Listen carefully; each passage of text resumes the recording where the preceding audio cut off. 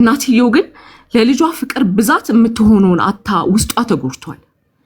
ዛሬ ላይ ግን እቺ ሴትዮ ከሄደች በኋላ ነው ሁላችንም እያወራን ያለ ነው። አላህ ያድርግባትና ቢሆንም አላህም በቃ እንትን ይበላት ወላሂ አላህ የጀነት ያርጋት። ከሆነም ግን አላህ ያድርግባት። እውነት ከሆነ ምንድነው ግን ማወቅ ያለብን ነገር ስናገናኝ ግርግር እንደምንፈጥረው ስናለያይ ግርግር እንደምንፈጥረው ሁሉ እናትና ልጅ ስሜታቸው ምን እንደሆነ ሳናቅ እናትየው በልጇ ናፍቆት ብቻ ተጎድታም ሊሆን ይችላል።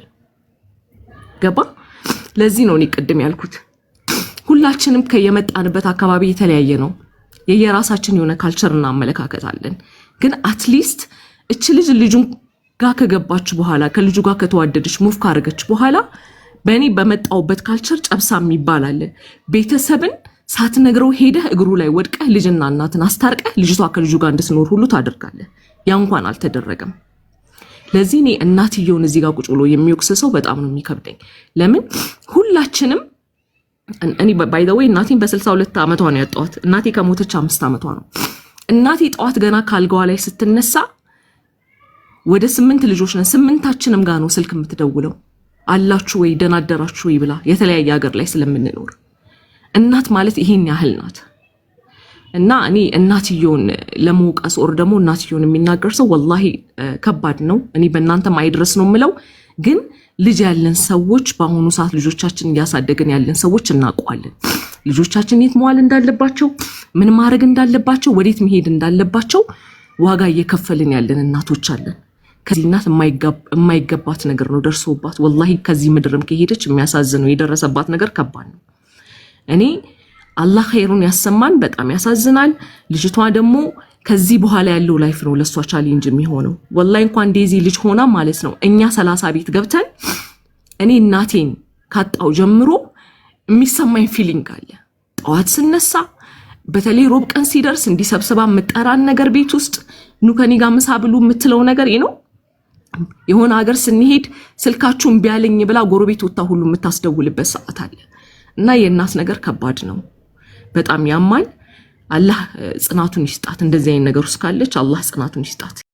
ምክር ተሰጥቷት ራሷን ልታቆም ትችላለች፣ ራሷን ልታጽናና ትችላለች። ምክንያቱም ለሷ ከባድ ነው። ታውቃላችሁ ሰው ልጅ ከእናቷ ጋር እንደዚህ ተደባብራ ከእናቷ ጋር እንደዚህ ችግር ውስጥ ሆና በዛ ላይ እርጉዝ ሆና ስትሰማ ምን አይነት ነገር እኛ እንደ ኢትዮጵያዊ ባህል ነው የምናወራው። ድንጋጤ ይፈጠራል ነው ውስጧ። ሁለት ነች፣ ብቻዋን አይደለችም ያለችው። ይሄ ነገር አሳስቦን ቁጭ ብለን እያወራን ያለ ነው። ፎቶ መቀመጥ የሚያኖሩ ሳይሆን ቴምርዬ 2 ቀን እኛ እንደውም አላምን ብለናትኝ እስኪ በወለድሹ ማይ ስንላት ውሻ አርገናት ሄሉ ጋር ሪካርድ አድርጌዋለሁ። ከዛን ከልጄ በላይ ምን አለ ብላ ምላንት ስትል ቀጥታ ደግሞ በዛ ታይም እዛ ቤት ደግሞ እንደዛ አሉ እነ ማንጋ እነ ማነች ሮሚ ጋር ማለት ነው። ከዛን ሮሚ እኔ ቅርብ ቤተሰብ ነኝ፣ ሪካርድ ተደርጎ ተፖስቷል። በነገርሽ ላይ እኔ ቅርብ ቤተሰብ ነኝ፣ ቤተሰብ አላምን ብሎ አስክሬን ምርመራ ሆስፒታል ነው ያለው። ያረፈችው 2 ቀን ሆኗታል። ገባሽ? አሁን አይደለም ግን ቤተሰብም እየተጠበቀ ነው። እነሱም እኮ ሂስቶሪ ያደረጉት ከ16 ሰዓት ምናምን በፊት ነው፣ ላይክ የስተርዴይ ማለት ነው። ስለዚህ ሰምተው ነው። አሁን ዴዚ ምንም ጸብቶን እናቷ ጋር ይነገራታል አይደል? ዝም ብለን እንደኛ ወሬ አይደለም ሰማው። እሷ እንደዛ አድርጋለች፣ እሱም አድርጓል። ሰው በተመሳሳይ ሰዓት ነው ሁለቱም ያደረጉት። ሰው I don't know እኔ ባትሞት ነው። ግን ደግሞ እንደዚህ እርግጠኛ ሆኖ ሰዎች ከተናገሩ አልሞተችም ብለን አንከራከርም። እኔ እናትና ልጅ ሳይታረቁ እንደዚህ አይነት ፊትና መስማታችን ያሳዝናል። ኢትስ ፔንፉል በጣም። ወደ እንትና ልመለስና ይቅርታ አድርጉልኝ እንደው እኔ ልጨርስ። የኔ እናት አንቱ ሞት እኔ በኔ እንደሰው because of ዴዚ ብዬ ነው ማስበው። እኔ አንደኛ ይቺ እናት ስንት ዋጋ ከፍላ አሳድጋ በሚዲያ ስንት ነገር ተብላለች። ብዙ ነገር ነው የተባለችው። ልጅሽን አታበይም እናቶና ዴዚ በቅብጠት አሪፍ አርጋ በጨዋነት አሳምራ እንዳሳደገቻት የድሮ ቪዲዮዎቿን እዩ። ሙዚቃ የተለያዩ ዘፈኖች ትዘፍን ነበር። በዛ ላይክ የ6 የ7 ዓመት ልጅን አይታችሁ ከሆነ ዩቲዩብ ላይ ምናምን የተለያየ ቦታ ላይ ያለ ቪዲዮ አይዴዚ እንደፈለገች የምትፈልገውን ፍላጎቷን እንዲስኖር እያደረገች ያሳደገች እናት ናት። ሚዲያ ላይ ልጁን ስላፈቀረች የሆነ ነገር እንዲፈጠር ስለተፈለገ እናቲቱ ላይ ጫና እንዲፈጠር ስለተፈለገ እንደዚህ አስርባት። እናት እንዴት ነው ልጇን የምታስርበው? ዴዚ ተርባ ያደገች ልጅ ነች። ስታዩት አሪፍ አርጋት እንዳሳደገቻት ዴዚ ማሳያ ናት። እናቷ ምርጥ ናት፣ ጨዋ ናት፣ ደግ ናት። ለአንድ ልጇ ደግሞ እንዴት ተንከባክባ እንዳሳደገቻት የልጅቷ የድሮ ቪዲዮዎች ማየት በቂ ነው። ዴዚን ፌሷን ማየት በቂ ነው። ጨዋ ናት እንደሆነች ደግሞ ለማየት ዴዚ አሌክስን አፍቅራ ፍቅር ይዟት ግግም ማለች እንጂ ዴዚ ጨዋ ልጅ ነች። ስለ እውነት በጣም ጨዋ ማለት ነው። በጣም ስርዓት ያላት ልጅ ናት ምናምን እንደ ይሄ ሀበሻ ስለሆነች እንደ ሀበሻ አድርጋ ነው ያሳደገቻት። እና ይሄ ግን እናንተ እዚህ ሚዲያ ላይ የሚደረገው ነገር ሁለቱን ልጆች ያበረታታችሁ የመሰላችሁ እናቲቱን ግን አቁስላችኋታል። እንዴት ነው እናት እኮ 20 ዓመት አንድ ልጅ ለማሳደግ የምትከፍለው መስዋዕትነት አለ እኮ። ሜቢ ትዳር የላትም እሷን ለማሳደግ ስትል ብዙ ነገሮችን ማምለጥ የሌለባቸው ቻንሶች ውበቷን ሁሉ ነገሯን ነው የበላችሁ ዴዚ። ያችን ሁሉ ነገሯን ሰጣ ልጅ እያለች እያንከባከበች ያሳደገቻትን ካንዳንድ ከጇ ስታመልጣትና እንደ ሌላ ሰው ውጭ ላይ ሆና ልጇን በሚዲያ ያያየቻት ስታረግዝ እናትን ደግሞ የሚያስታርቅ ሰው ጠፍቶ ሀበሻ ማስጣላት እንጂ ማስታረቅ አይችልም። አመት ምናምን አለፋችሁ። ስታይ ትታመማለች፣ ሀርት ትሆናለች። እንኳን አይደለም ያሳደጋችሁት ልጅ ሀልፕ ያረጋችሁት ሰው እናንተን የማይሆን ነገር ፈጠረ ብሎ ሲናገር እንዴት ነው የሚያመው? ቴንኪዩ አለመባሌ አሳመመኝ ብላችሁ ትታመማላችሁ አይደል?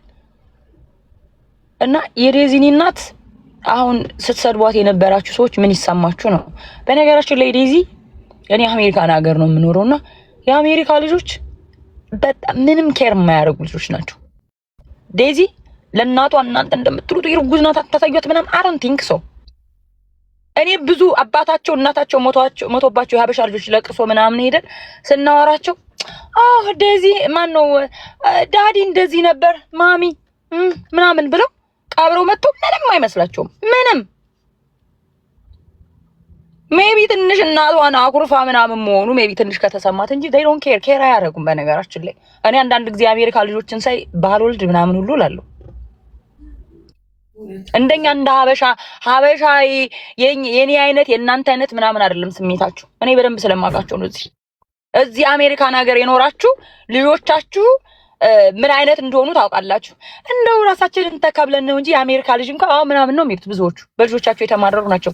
እኛ አሁን ኢትዮጵያ ተወልደን ያደግን ላይክ ወደ ፍቅርም ወደ ምንም ሳንገባ ቆይ ቤተሰቦቼን ልርዳ ምናምን የምትሉ በጣም ብዙዎቻችሁ ናቸው። ለቤተሰቦቼ የሆነ ነገር አድርጌ ከዛ ለራሴ ምናምን እንደዚህ አይነት ስሜት ያለን እኛ ኢትዮጵያ ተወልደን ያደግ ስለ እናት ሞት ስለ አባት ሞት በጣም የምንጨነቅ እኛ ኢትዮጵያ ተወልደን ያደግን ነን እንጂ አሜሪካ ተወልደው ያደጉ አንደኛ ካልቸሩ ነው፣ ሁለተኛ የሚውሉበት ቦታ በቃ ሶሳይቲው ራሱ ሶሻል ላይፍ ራሱ ከሚያገናኛቸው ፍሬንዶቻቸው ምናምን ሰው ሲሞት ኬራ ያደርጉም እናትም አባትም ሲሞትና ዴዚ ያን ያክል ትጨነቃለች ብዬ አላስብም። እኔ ያው ትንሽ አኩርፋ ስለሆነች ፊል ታረግ ትችላለች። እንደኛ እንደ ኢትዮጵያን ልጆች ግን እንዳታስቧል ልፈልጌ ነው። ቴንኪው ታክሽ ነው መለስሽ። አሁን ስለባችሁኝ አመሰግናለሁ። ቴምርዬ እስቲ ጊዜ ስጪኝ። እናቷም ሽደዝ እንዲዘርብ እዚህስ ይሄም አይገባትም፣ ክብር ይገባታል። እናቷ እርግጠኛ ነኝ ልጅቷ ከየትም ቦታ ሰው ብታፈቅር በክብር ብታገባላት ደስ ይላታል። ግን አንድ ልጅ ያለው ሰው አንድ አይን እንዳለው ነውና በቃ ከልጇ መለየት ሞት መስሎ ታይቷት ሊሆን ይችላል ካላትም ፍቅር። ዴዚ ደግሞ የኔ አመለካከት ነው ለእናቷ ብዙ ቦታ ያልሰጠችው ይመስለኛል። ተቸግራ አላሳደገቻትም። ዴዚ ከእናቷ ጋር ችግር አይታ ብታድግ ኖሮ ለእናቷ ቫልዩ ይኖራት ነበር። እናቴ አላስቀይማትም፣ እናቴ ትጎዳለች ብላ ለእናቷ ታስብ ነበር። አንዳንድ ጊዜ ሲምፕል አድርገን ልጆችን ሁሉ ነገር አድርገን ስናሳድጋቸው ምንም በቃ ችግር ስላላዩ ምንም ኖርማል አድርገው ነው የሚያዩት። እናቴ ደክማለች ተጎድታለች ለኔ ብላ እንደዚህ ሆናለች ብለው አዙሮ አያስቡም። ስፔሻሊ ዩሮፕ አሜሪካ የሚወለዱ ልጆች እንደ ሀገሩ ኢንቫይሮንመንት ነው የሚሆኑት፣ እንደ ሀገሩ ስታንዳርድ ነው የሚሆኑት እንጂ እኔና እናንተ እንደተወለድነው ወይኔ እናቴ አባቴ ለእናቴ እንዲሆናል ለአባቴ የአባቴን ውለታ የእናቴን ብለው ብዙ አያስቡ። ይሄ ራሱ ኢፌክት ያደርጋል። ግን አንዳንድ ሰዎች ያላቸው አመለካከት ቅድም እንዳየነው ከዴዚ እናት ሌላ ሰው ዴዚን የበለጠ ይወዳታል ብሎ ማሰብ ጤነኝነት አይደለም። እናቷ ነች ሺኖ ዘ ቤስት። እናቷ ከማንም በላይ ለልጇ የሚጠቅማትን ለልጇ የሚረባትን ምታቅ ነች። እናቷ መጀመሪያም ትክክል ናት፣ በኋላም ትክክል ነው የምትሆነው። ልጅህ በማስተር ቢማር ፒኤችዲ ቢኖረው ዲግሪ ቢኖረው ዲፕሎማ ቢኖረው ካልተማረ ወላጁ አይበልጥም። ያልተማረ ወላጁ በኤክስፒሪየንስ በጣም ብዙ ነገር ያውቃል። ብዙ ጊዜ ምንድነው ልጆች የሚያጠፉት ከእናቴ በላይ ያውቃለሁ ከአባቴ በላይ ያውቃለሁ ይላሉ፣ ግን ስህተት ተምረው በኋላ ይመለሳሉ። ልክ ነጮቹ እንደሚሉት ለርኒንግ ባይ ዱይንግ ይላሉ። ሰው የሚማረው ስህተት በማድረግ ነው። የሆነ ነገር በማድረግ ሰው ከስህተት ይማራል። እኔ እርግጠኛ ነኝ እናትየው የዴዚን ፍቅረኛ ወይም ባልም ጠልታ ሳይሆን ይሄ ሁሉ ደረጃ የደረሰችው ለልጅቷ ካላት ፍቅር ነው።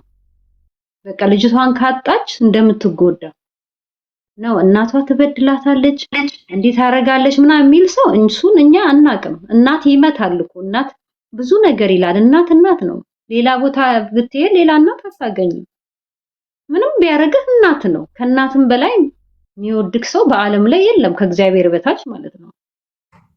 እና እናቷ አይገባትም ይሄ ሁሉ ወደ ሌላ ባይወስዱት አንዳንድ ሰዎች ብዙ ባይሉ እና እናትየው እግዚአብሔር ቢያኖራት እላለሁ። አመሰግናለሁ።